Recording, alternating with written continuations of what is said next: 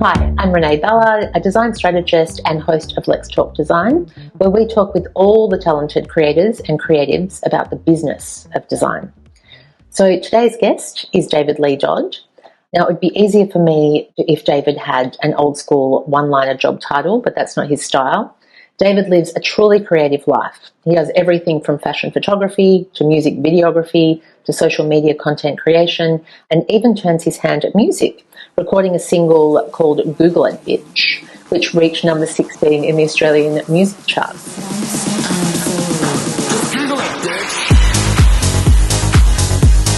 Amongst the vast catalogue of work David's created, there's a bunch of highlights that include working with legendary pop punk singer-songwriter Wendy James on her most recent album, The Shape of History. David's love of the Australian classic Muriel's wedding film inspired him to interview 18 of the cast to celebrate the 30-year anniversary. And then shifting to fashion, David works with model Denise Ohnona, who's better known as the iconic I Am Not Kate Moss.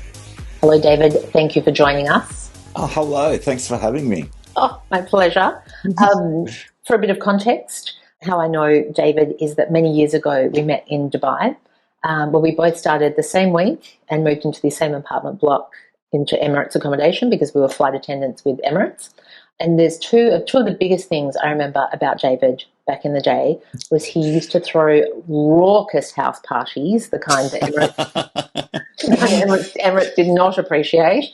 And he was always doing a creative project of some kind. So whilst the rest of us were lying around mildly hypoxic poolside, David was out doing fashion shoots on the rooftop. He was out exploring old abandoned buildings around the city. And ever since then, I've been watching David live his best creative life. So, of course, I thought I have to talk to him for Let's Talk Design because David walks the talk. Oh, thank you. I just have to say one thing about there was a party that we had on that in my apartment one time, and the police were called, and I exited, and they said, "Where's the party?" I said, "Just up there, mate." And so I was leaving my own apartment. Could you give us a lift? Yeah. They were great days. I wouldn't change Emirates for the world. That was the most life-changing experience ever. I loved that. That made me who I am today for sure. And I mean, we lived the best life. We didn't pay any bills. We're like traveling the world. I mean, I think now if I'd started a vlog back in 2006, my life could have gone in a different direction. I wish I was making video content when I had the opportunity because we were in every city in every country around the world. I wish I'd done that. Like, but it was new, but people weren't doing that then. But anyway, yeah, coulda, woulda, shoulda. I know. I agree. I couldn't agree more. And I mean, in one way, it was good because it was we were the very last people to be anonymous in the world. Very little digital history, not a lot of evidence to be used against us. Exactly. So yeah, the content we could have created is I couldn't agree more. Yeah.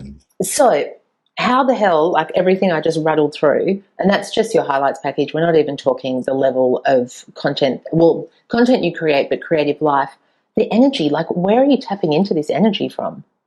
I don't know. I don't know where that comes from. I've just always on the go. Like I'm always wanting to do exciting things. And I think it's my photography sort of started in Dubai. Like I think that my father was a photographer. And growing up, my father worked in this cabaret restaurant. And so he was the photographer at this cabaret restaurant. So my parents were divorced. And so we would go, and I loved it because he was like a single dad working 3 jobs. He was doing real estate photography in the evening, and we'd sleep out the back of the dressing rooms. And I remember like Marsha Hines coming in. I'd be in her dressing room, and we were friends with like Denise Drysdale, and they'd invite, it was when we were kids, it was really fun. And I love that energy of being in those places. Like that exciting. I felt that was a really exciting place. So that inspired me to do photography. And I got my first big gig in Dubai, actually, because I had a friend working in PR. And she's like, "Can you come and do Paris Hilton's birthday party?" And another colleague, Sean Heredia, who was in Sambulla, I could bring an extra photographer. She wanted 2 photographers, and we did that. It was the first big paid job that I got.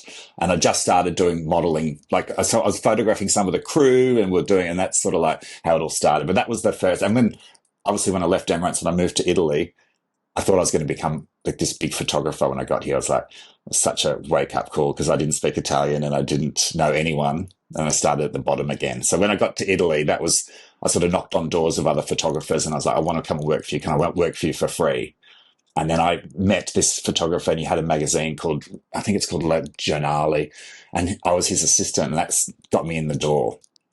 That's how I started here in Italy. That's how that sort of started. But then I've just veered off photography. I don't even really enjoy photography anymore now. I've moved into videography, which is what I really love. I know, and I watch my mind's going at 100 miles an hour, but I'll try and keep one track mind.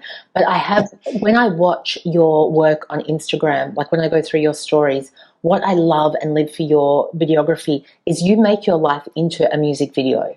Like, irregardless if there's music there or not, it is like watching video hits on a Saturday morning in the best way. Oh, thanks. That's a compliment. Oh, yeah. I love it. I wish my life was a musical. I wish that was life. I think I loved musicals growing up. My grandfather used to love watching The Sound of Music and stuff. And, I love going back to Salzburg and I've recreated all the things and yeah.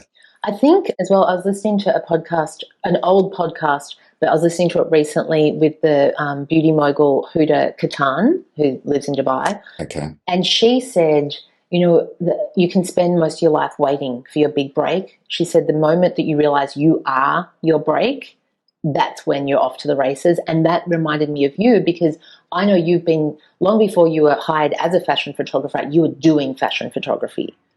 Just doing it. Yeah, just did it. Mm-hmm. Yeah, I didn't ask anyone's permission. Mm-mm. I just went and did it. Yeah, even with the content creation side, like I just started doing content. I self-taught. I downloaded the apps and I just started playing around with it, and then that's how that sort of all came about. Yeah, self-taught. Like you don't have to go and do a degree in photography. You've either got an eye for it or you don't. I never did a degree in photography. I obviously learned things from my father, but they haven't. And I know people that have gone to photography schools and they have a degree in that, and then they have to take the worst photos. Yeah, 100%. You don't need to have that degree behind you to be good at what you do, as long as you have a passion for it. Yeah, I think that's the key. Yeah, because it's funny you should say that. I studied photography after school in tertiary, and which is great, and I love photography, but I forgot to ask how to apply it commercially. So I was like, I finished, then I did visual arts as well. I was like, cool, so now I can paint and draw and take photos.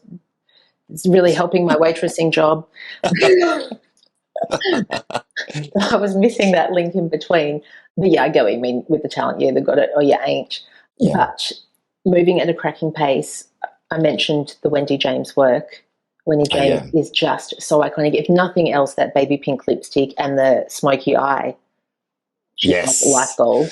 But tell me. She is iconic. So, and again, she was on my bedroom walls growing up. She was she was my favorite pop star growing up. And I contacted her a couple of years ago and I said and I think I might have photoshopped something for her or did something. I can't really, no, sorry. We can go back. I was with Laura Munier, another flight attendant in Paris, and we replicated one of her video clips. That's how it started. She's had this video from an album called The Price of the Ticket. And Laura and we were in Paris and I was looking, I said, this is where she shot the video. And we just replicated it shot for shot, like the video. And then I put it on my Instagram and she saw it. She goes, did you do this? And I was like, yeah. She goes, are you a photographer? I said, yeah. She goes, I would love to work with you. That's how she saw how that came about.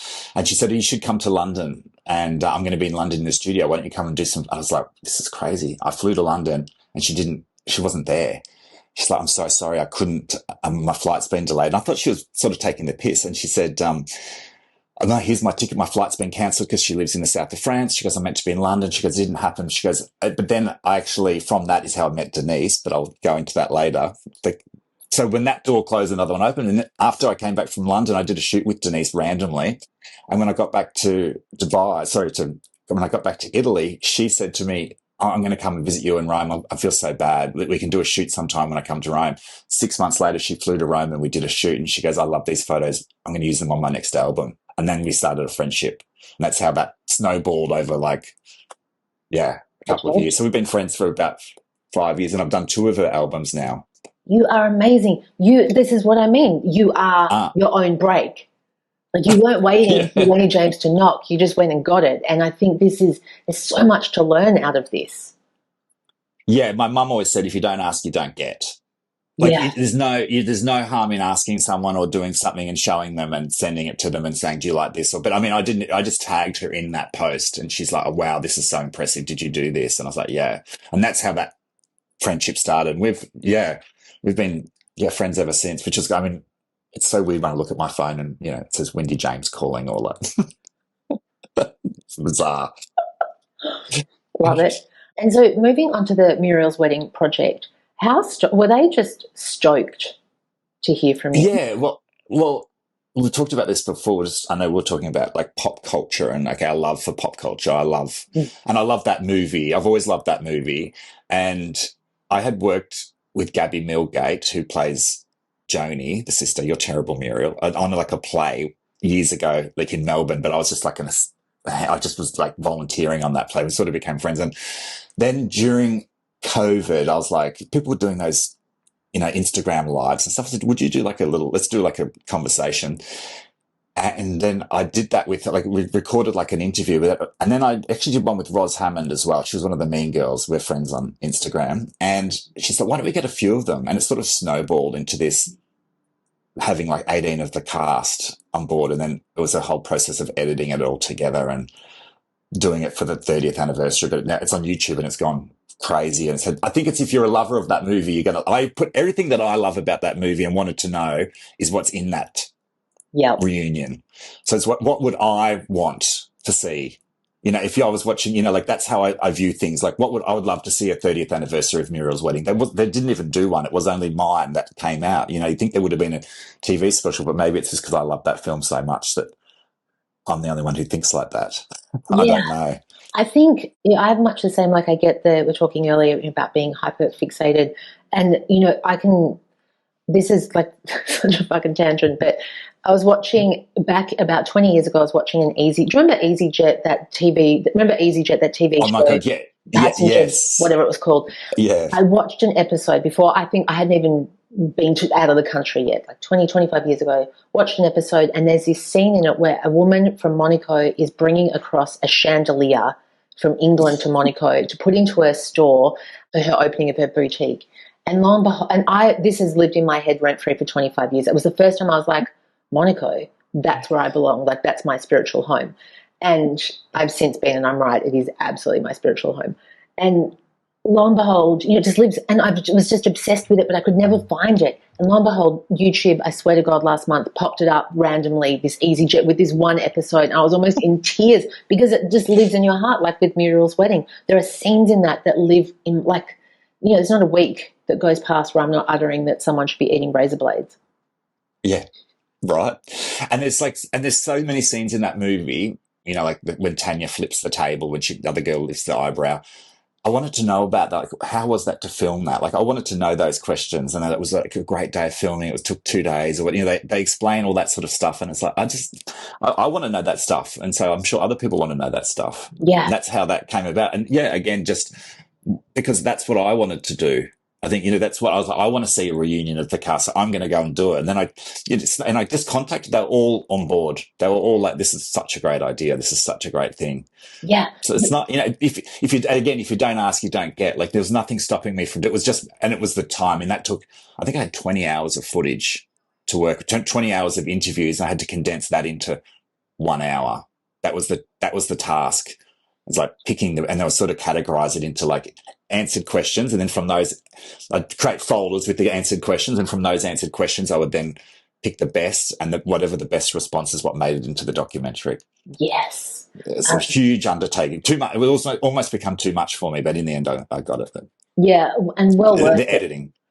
Yeah, the editing. The editing's absolute torture. I've never edited a documentary before.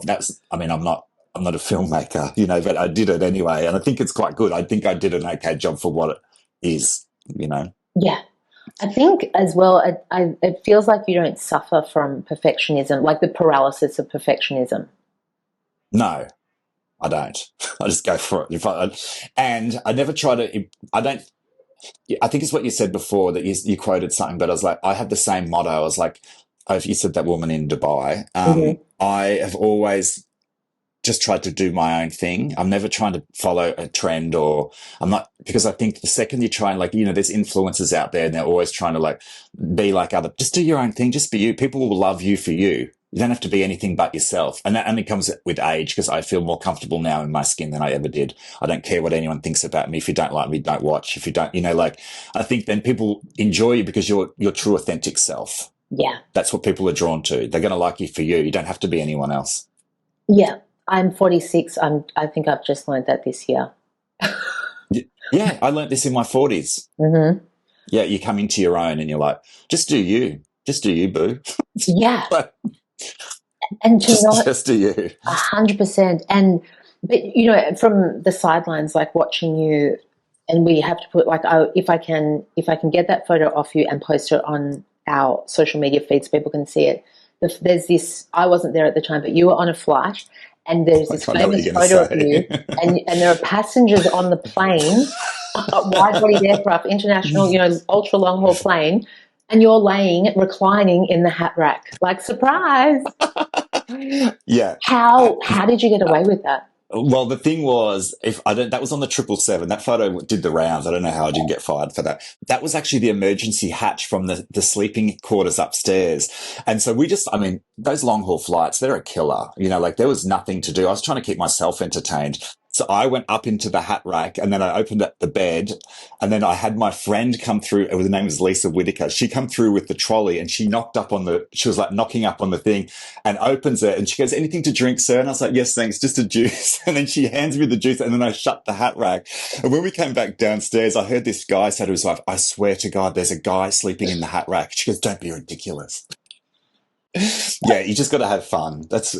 I'm surprised I didn't get fired from Emirates, but anyway, thankfully I didn't. This is what I mean. I think we skidded in within the skin of our teeth, because digital wasn't that strong back then. I don't think they'd heard about blogs and stuff yet, or social media that much. So exactly. I imagine it's different now.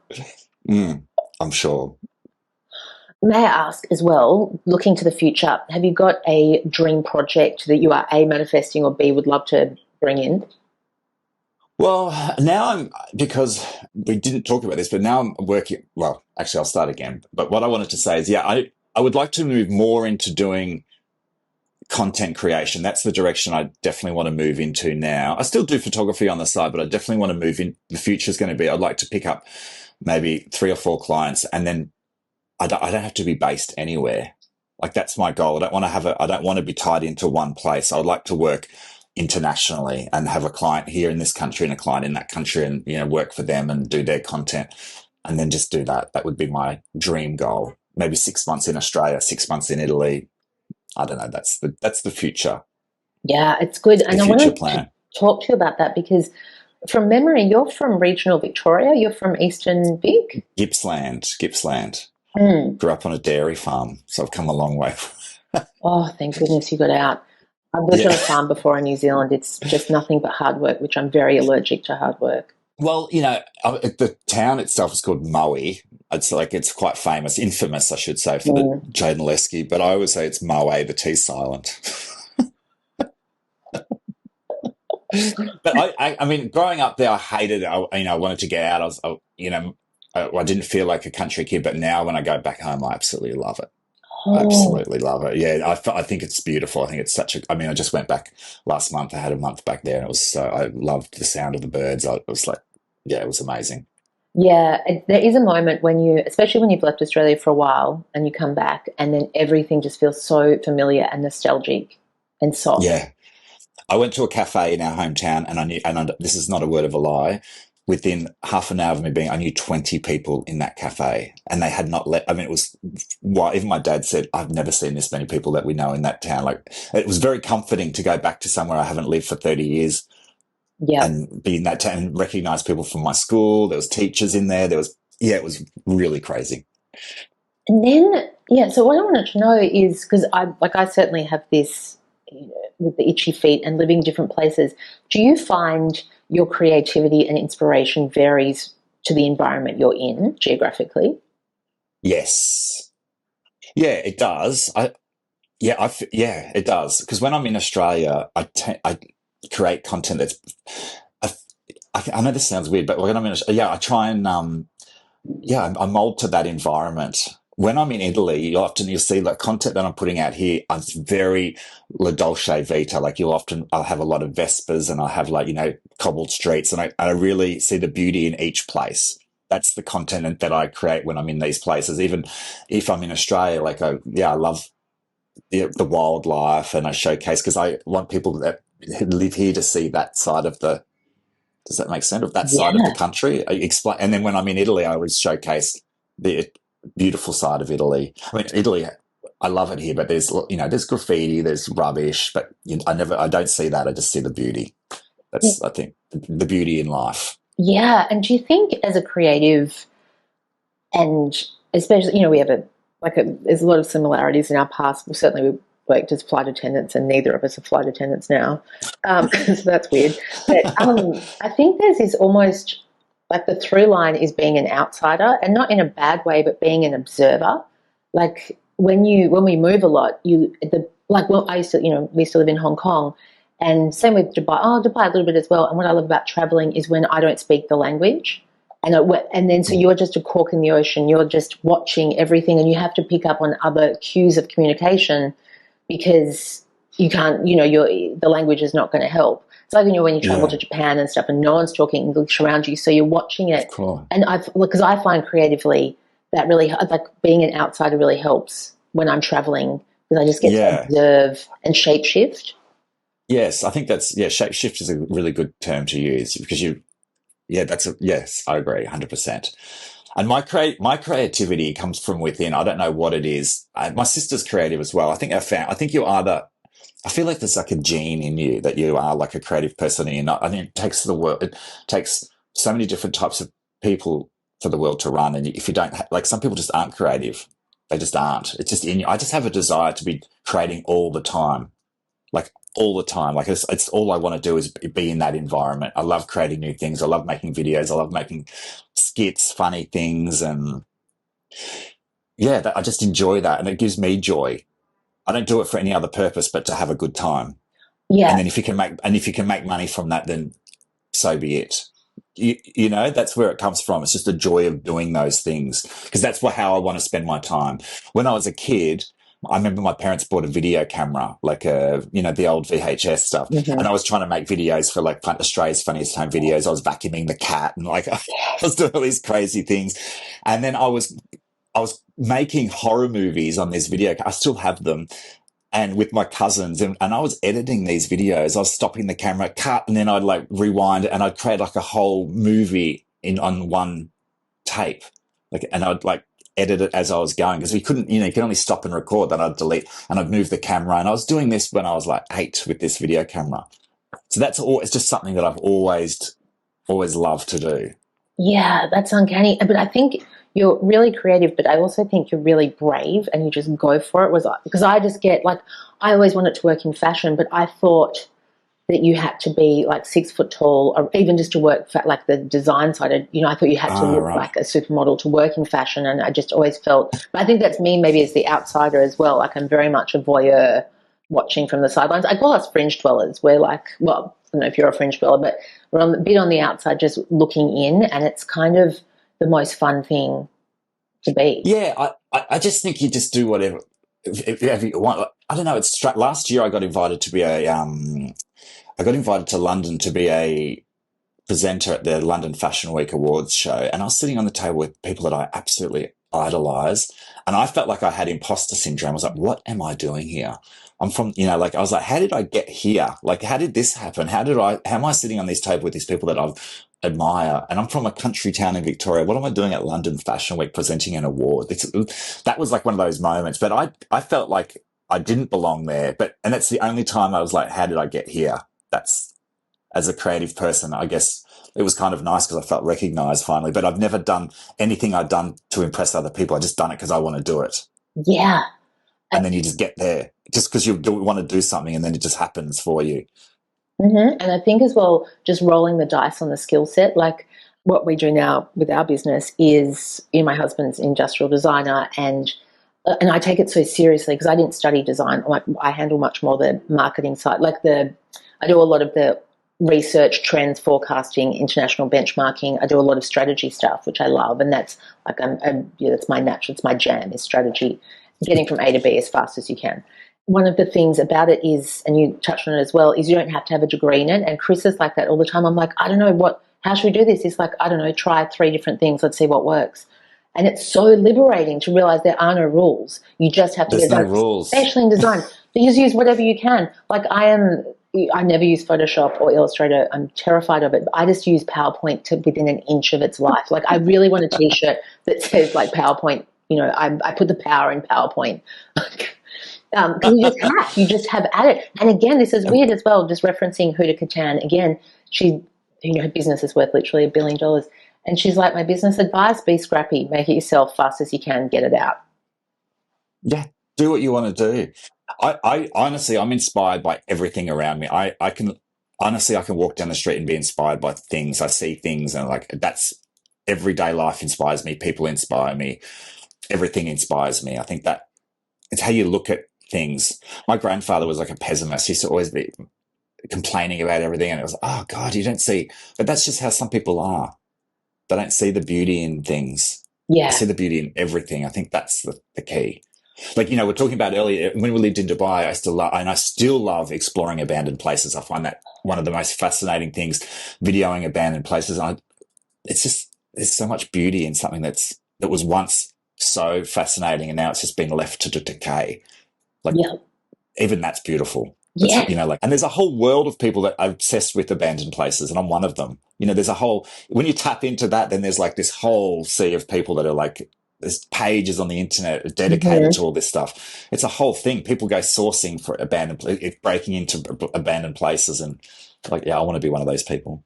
Yeah, and we have that as well. Like, so for me, like creatively, when I walk into like a restaurant, everything is talking to me and it's telling me its story of how it got there. So I can tell, like, if there's a really beautiful area that's all really decked out and la-di-da and it looks gorgeous and expensive, and then all of a sudden I notice the lighting over there is terrible and the AC is not working. It's telling me someone accidentally blew the budget on that bit.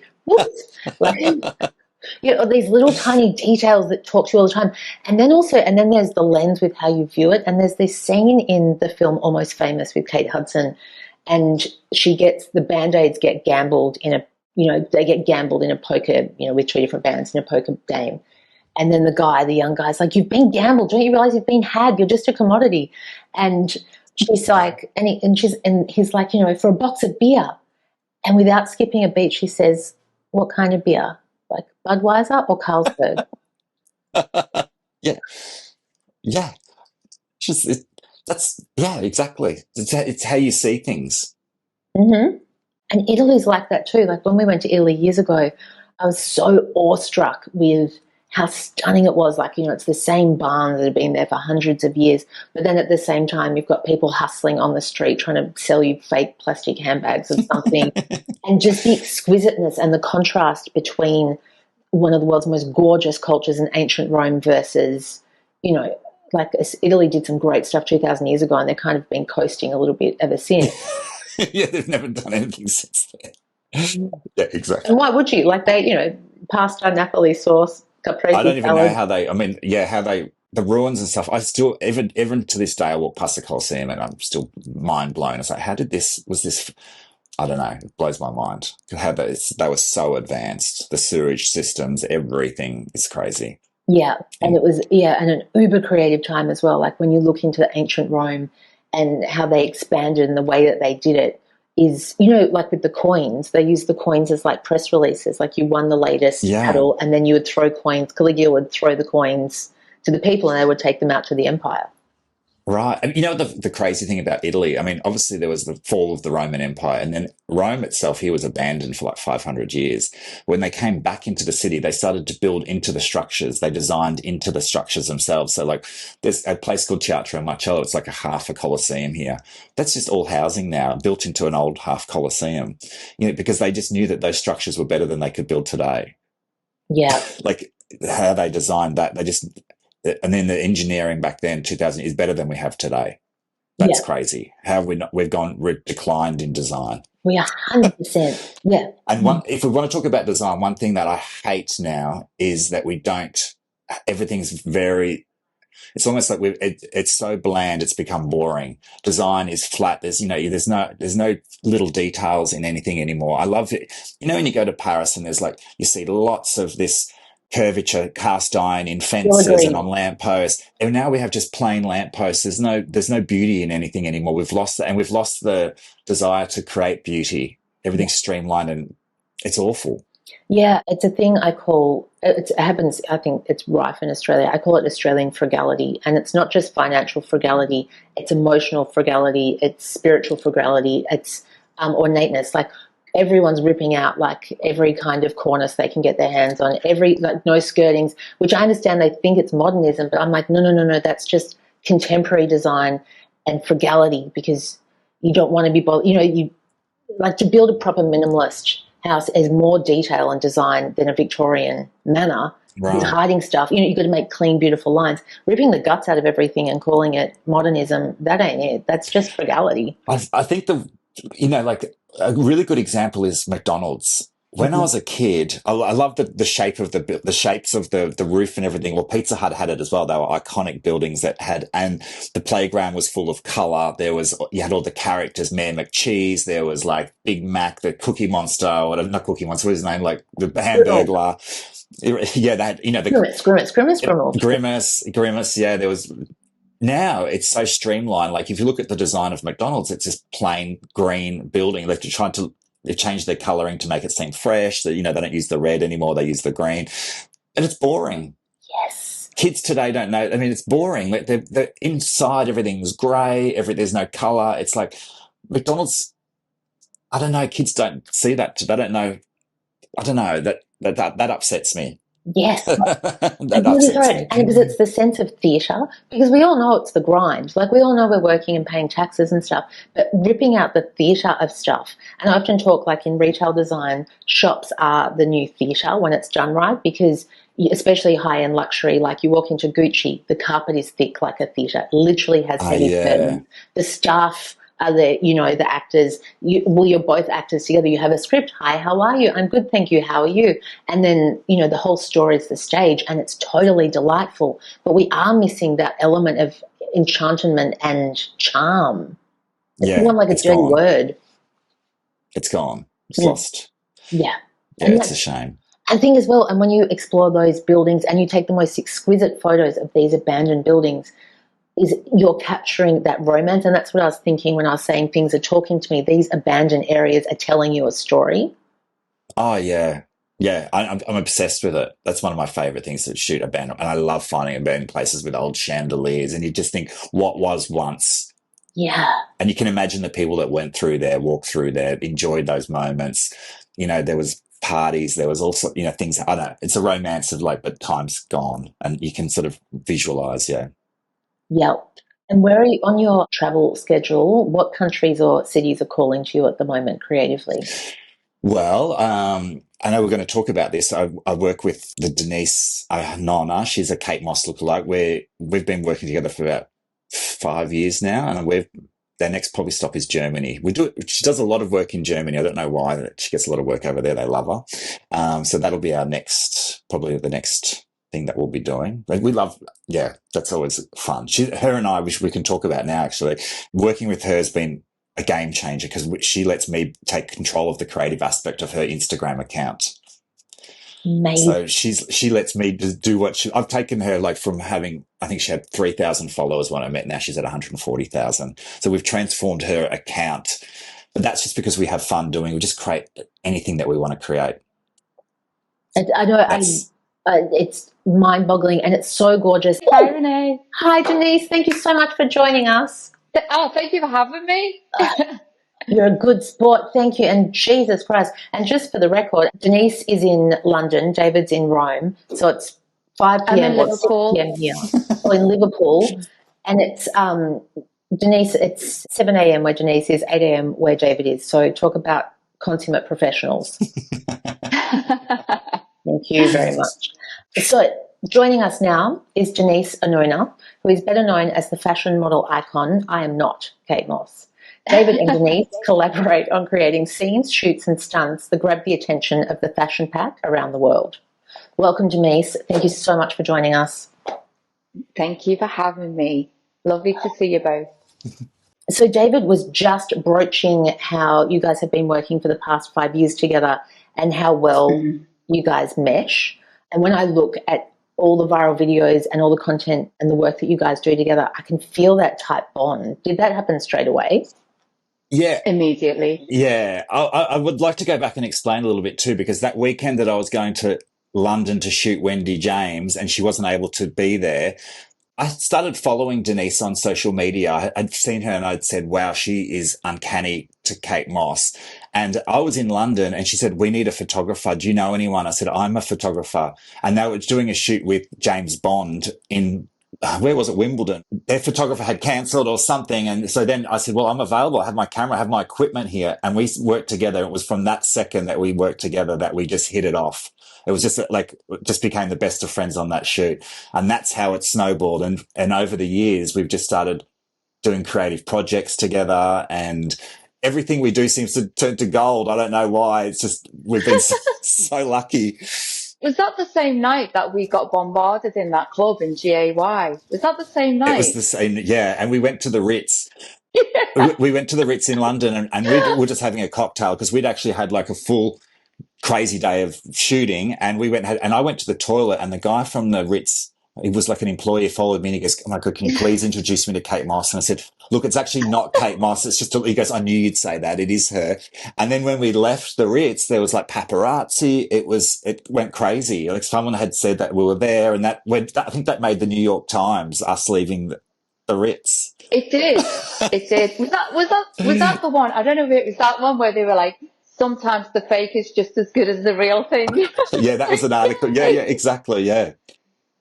Yeah, because usually it's like Kate from Wish or Kate from Timu. Kate from Timu.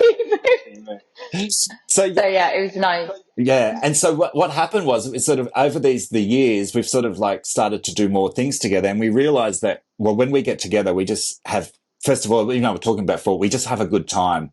It's just fun. There's no pressure. And we brainstorm before we meet because obviously Denise is based in the UK and we, obviously creating whole hair content. We're like, what can we do for the future? Like, so we'll plan a whole day of shoot. Denise will literally plan every outfit and have them on racks. And then we shoot for a whole day. And then but we've planned all the things. So we create all this, like what would you not see Kate Moss doing? That's like, let's have her eating in McDonald's and we create a buzz. People they think that it's Kate Moss eating in McDonald's at the window. It creates a buzz and then it goes viral. So some of these videos are just in the millions of views just because you think, what would I want to see Kate Moss doing? I want to see her eating a burger. Yeah, 100%. Yeah. I saw that. I love that clip as well. And I think because we all want to see like the alternate reality because we're all getting served like the same content all the time and we're all getting Botox the same and filler the same. So the zig to the zag, that's what's interesting. I think fun is key. Like we realize, no one wants it's got to be humour. It's got to be humour. People aren't interested in an influencer going, who wants to see my makeup routine? Like boring. No one cares. No one's asking about your makeup routine. We want to have fun. Like that's what's so, why do people love cat videos? It's escapism. The thing for me as well is I'm not trying to be Kate. So I'm trying to be I also want a bit of my personality in there. And I'm quite I love the humour and like not to take things seriously. So obviously I'll do like high fashion shoots, but this for me is what I love. I love the humour, the fun, putting a smile on people's face. And with Dottie, it's just effortless. And sometimes he'll make me do things that I'm like, oh, this is so cringy. I don't want to do it. And then he's like, trust me, babe, go in there. Go eat that burger in the window. And it's so funny because when we did the McDonald's, we'd just been for a massive Thai lunch. Do you remember? Yeah, that's right. Yeah. So I was so full. And as I think we talked about before, like I see, honestly, I look around the room and I'll get like inspiration from that. There's a famous movie, obviously, Ab Fab with Kate Moss, where she falls in the Thames. We were in Liverpool and I just said, I'll go down to the bank there and we shot on like in a port and looks exactly like the Thames. Like, and that video went, that's probably how many millions of views that video. Yeah, and it's still going to this day. And what I love is I'm from Liverpool, so we recreated it at the Albert Dock. Obviously, I've got the green dress on. It was absolutely freezing, but it was again one of them moments. The other one that was genius was Kate's 50th birthday when you had me make a cake for Kate. Oh yeah. And then all the like taking out the bins the next, like Kate wouldn't be out taking a bins. That's right. So yeah, it was actually Kate's brother. I'm going to say this because Kate Moss's brother follows Denise, and he said, "What are you guys going to do for Kate's 50th, which is coming up?" And I said, "Yeah." He said, "You have to do something for a 50th." And I said, "What can we do?" And I said, "Wouldn't it be hilarious to see Kate Moss baking her own cake?" And she's putting the ash in the cake mixture and taking the bins out the next day are being hungover. And people love it because that's what you do want to see her doing that. You know, like that's the fun thing. It's all in fun. And I know Denise never does anything that would disrespect Kate. Like she's never done anything she's been asked to do certain things. She's like, there's no way I'll do that, you know? So there's always a level of respect. But that was that 50th birthday video then skyrocketed you to another.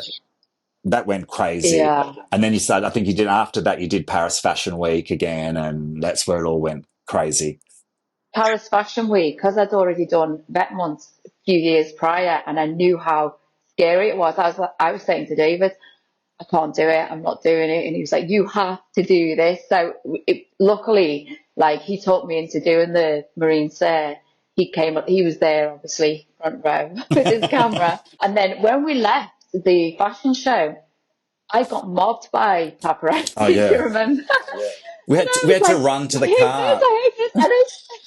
But I was genuinely like trying to run away from them because I was like, I'm so uncomfortable because I'm not Kate. I think that's what people don't get because they see Denise. I mean, we'd be out at a club. We had to leave a club once. People like started. I remember you got mobbed in the club, but people obviously Denise is not a model. She's you're a mum, and to walk in a fashion show, it takes. I mean, I couldn't do it. I'm not. I said you've got to do. She goes, I'm so scared because she's not a model. Like she's just looks like someone famous. That's and her life obviously is. And nothing. In my real life, I want to be like me. I don't want like the attention. It's very uncomfortable for me. So so it's I think that's why we work together too, because it's when you've worked with other photographers or whatever, they treat her like she's a model, and at the end of the day, you're not. So it's like we just have fun with it. It's like, okay, don't feel. I make you feel comfortable, and it's like we just have a good time. And I think when you have a good time, then you get the job done. Like it's more being authentic, and there's no pressure. Yeah. Taking the pressure out of something when it should be fun is the creative aspect of it. I think it is, but also you've got to add layers. There's the lookalike aspect, which is one part of it, and you and Kate Moss obviously, you stunning women, and absolutely the resemblance is very clear. But it's much more than that. When I watch the content, and Denise, when I see the way your jauntiness, the way you set your mouth, the way you move, it's a persona. It is a full embodiment. It's not quite Denise, I imagine. It's not quite Kate Moss. It is I am not Kate Moss. Is her own persona. And that's what comes through. And because it's light and playful, and you're in on the joke, and everyone's in on the joke in a most positive way, like it's a victimless, wonderful piss take of life. Like it's really fun. And that in the newspaper world, they say, dog bites a man, that's not news. Man bites dog, that's news. Mm-hmm. Like Kate Moss eating, that's news. Yeah, right. I get people accusing me of being anorexic and stuff, and I'm like, you want to see me eat? I love food. I mean, like I say, when we did that McDonald's, we just had this huge Thai lunch, and then I'm trying to and he's going, take another bite in his Australian accent, and I'm like, I can't do it anymore. I think you were spitting the food the one out. thing, there's part of it, and you put it in the video, and I was like, oh my gosh, this is going to cause so much controversy, but I had to spit the final bite, and I said it was the onion, but I just couldn't eat any more food. And it's not because, I love McDonald's, don't get me wrong. I was so full. The one thing I'll say about David, when I know, there's sometimes he's requested, so I'll get booked for a job, he's requested as the content, like the Daily Mail with Simon Cowell when we did the karaoke. That was so fun because people love his work. They love how we work together, and they love the results that David gets. And I have so many people going, "Who is your content creator?" And I call it Dodified. I've been Dodified, and everyone goes, "I want to be Dodified," because they know, like, I think you're about to Dodify someone else, aren't you, this Yeah, weekend? this weekend I'm in Paris and I'm doing Celine Dion lookalike. We're doing it. But the thing is, like, and with Denise, she's got her angles. Like, I know, I can see with her, I Yeah. know I'll say, no, turn your head that way. That's more Kate. Or like, we try and, yeah, it's knowing, yeah, seeing yes, that's how we do it basically. But yeah. Yeah, because I've worked with other photographers. I've worked with makeup artists as well, and my face is so unique. I can't have like a basic influencer style makeup, and they will turn me, and I'll look in the mirror and I'll be like, "Who am I?" I don't look like myself. And David captures me so well. And regardless of the Kate Moss thing or not, I've got angles that I personally like versus ones. And there's nothing worse than a photographer just wants any old shot, and it's not the most flattering, or it's not right. So I'm always like, for me, it never feels like work if I know that I'm working with David. It's like, yeah, we're together again. But it's always fun. I mean, one disaster was when we did the Marcel Remus, and I got mosquito bites all over my Oh my face the God. day Yeah. before. And it was like, and when we saw Marcel Remus, like the next day, he looked at me and they were like, "This isn't good," because my whole face. I mean, if you look back, it's very odd, my face, and I was sat there with antihistamines and ice on my face all day. But Dottie was there to calm me down. Yeah, we've been fortunate. I mean, that's the great thing. And that's what I was talking about before. Like, being in a creative environment, we've had opportunity. Like, we've been flown around the world. Like, we've been flown to Spain for Yeah, parties. We've been flown to Germany for parties. We've been like, yeah, that's all I want to do. Just have a good time like that. And just be creative and get to do what you love doing, yeah, but enjoying yourself. Like, I don't like working with many other people. That's why Denise and I, we just are like a dream team, because I feel when we're together, we're just yeah. having the best time. And I think that's shown, that comes through. We're just having a good time. I think the other thing is people go, "You just keep outdoing yourself. Like, what's next?" There's always like, it's always another level where people are just waiting to see. They want to see. I get so many messages like they want to see more all the time. I think So as well, we were to talk about is, and we've Denise and I talk about this a lot. Like, we want to be ahead of the game. We want to be like, yeah, I'm always looking at what's the latest thing that's out. How are people shooting stuff? I know now, like, when with reels and stuff, because people become boring. They've got to be shorter. Like, people have we've got a TikTok brain now. So you've yeah, got 7 seconds to wow them. You've got 7 seconds in social media to wow them. That's it. And what is it now? People love, when reels come out, we used to put music over it. Now we love sounds. I love listening to sounds. I'm obsessed with that. That's our latest thing. So, when you're unwrapping something and you hear, like, it's always being on top of the game. What's the next trend? And I think that's important to be onto that. you're Yeah. always like, I remember when you started making those reels, and no one was making them the way he's taught me a lot. I love my favorite moment is when I edit my own reel, and it doesn't happen often because normally Dottie will go, "It's good, but let me make it better." And this one time I made a reel and he was like, "My little pride of shy, Denise."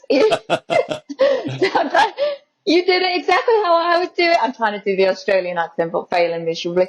But I was like, it was like the biggest compliment to me when David's like, "It's exactly how I would do it." Because obviously I pick up on how he works, how he edits. Like, even when I have to do something myself, I always think, what would Dottie do? Like, what parts would he capture when it comes to the editing process and stuff? But I'm never going to be Dottie, but I've Um, learned a lot from him. I had to write that Oh, down. What would Jotty do? what would That Dottie is, do? what would Dottie what do? would Jotty do? I tell you, that's the next thing. Like, giddy up. And you're right, because what's great about what you guys create is it's not 2D. It's got a backstory, even if it's 7 seconds or less. It's got a whole story. And Dave and I were talking earlier about, you walk into a room and that shitty lamp tells you a story that someone inherited it and they feel too sentimental to throw it away or whatever it is.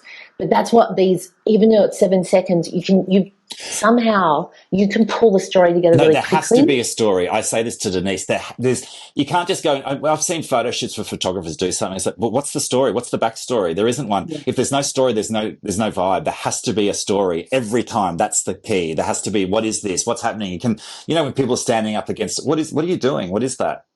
What's the story here? Yeah, and it's so funny because I look at images in a completely different way now, and I'm like, Dottie would never do that. Like, what is this? I mean, it could just be.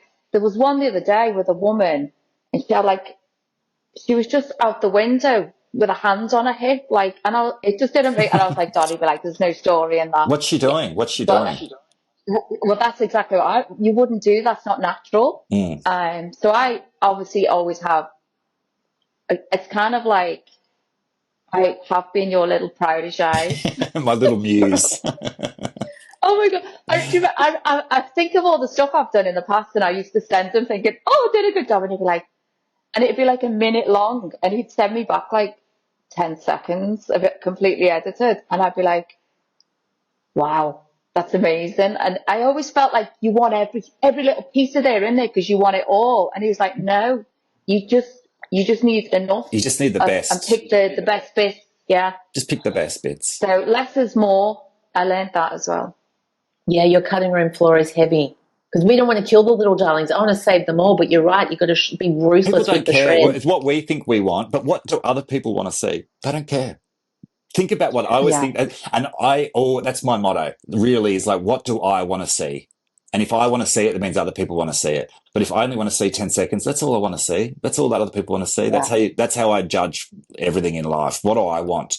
I want to see that. You never follow the trend. I never copy anyone. I'm not, there's so many people copying. Just do what you want. Just do what you love. And then people will love that because you're just being you. I was just going to say, we've come out of we watched, I'm old, so I watched social media be birthed and then it got very, very, very polished. And now we're watching this roller coaster slide down the other end where the imperfect is celebrated, like with the algorithms and stuff. And they want it, because it got so curated. People were worried about the homepage with the checker plate of the colours and oh my God. Aesthetically pleasing makes me go crazy. Your neck. Yeah. And so it's wild now because we're being asked to just smash out content fast as you can, don't look back. And I'm like, but I was raised by boomer parents. It's like I'm raised on, conditional love. I can't just make mistakes freely. But David's like way avant-garde with that. You're like out streets ahead. And you know what else I love as well? We're going back to everybody. It's like, now it's not about the beautiful people. It's about everybody's and everyone. And I love this. I've got friends who work for Getty, and Getty's starved for real people. We're starved on television for aesthetically normal people. This is what I love. And we're heading in that direction. Now, Getty put out emails every week. Can we have normal people in our adverts? We don't want supermodels and influencers. We want real people. That's how we're heading back to that because it's gone so far beyond. And so you put real people in your commercials, put real people in situations. It doesn't have to be the prettiest. It's just take in life as it is. That's where we're heading, and I love that. It's so positive. I went on Adidas's website a year or so ago. I was doing research for another client, and there were women with crop tops on with their hands above their heads with hairy armpits. I almost fell. I never thought, I was all about it, power to them. I almost fell on the floor. I never thought, I'm a 90s woman. There was one kind of body growing up and it was beach body. Yeah. That was all the body you were allowed to have. So I was like, hairy armpits on Adidas's website, roll me over and call me sausage. Yeah. That's probably, they're doing that for controversy only, but why not? Why? Growing up, do you remember that was just that would never be allowed in the 90s. You'd be kicked out of the 90s. Yeah. You'd be kicked out of the 90s. Well, thank you so much, both of you, for your time. I know that Thursday's beckoning. I'm at the end of my Thursday. You're at the start. I can tell you from the future it goes well. Thursday's a good day. So you guys are going to have an awesome day. And it's so good to see you again after these years. Yeah, it's so good. Sight for sore eyes. But anyway, thank you, David and Denise, so much for your time today. All the links will be in the podcast bio info. And, of course, you can find them on Instagram. I am not Kate Moss, and Dottie Wood, David Leigh Dodd. Thanks, guys. Thank you so much. Thank you. Lots of love.